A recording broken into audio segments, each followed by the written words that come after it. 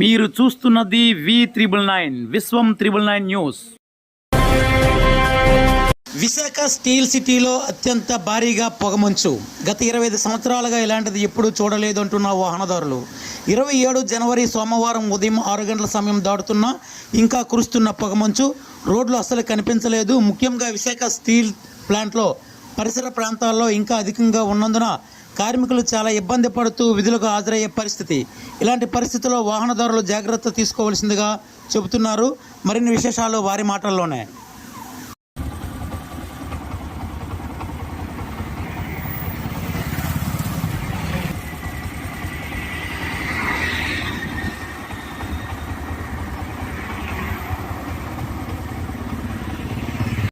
ఎప్పుడు కని విని ఎరగని విధంగా రోడ్డు మొత్తం అంతా క్లోజ్ అయిపోయి మంచుతో చాలా ప్రమాదంగా ఉంది.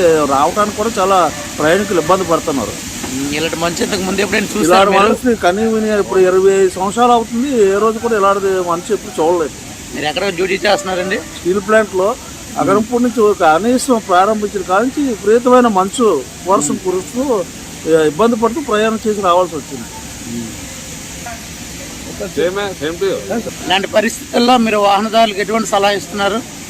జాగ్రత్తగా చూసుకొని ప్రయాణం చేస్తే మంచిది అని చెప్పేసి నా కోరిక.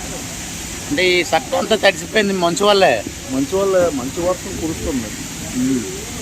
Okay sir, thank you.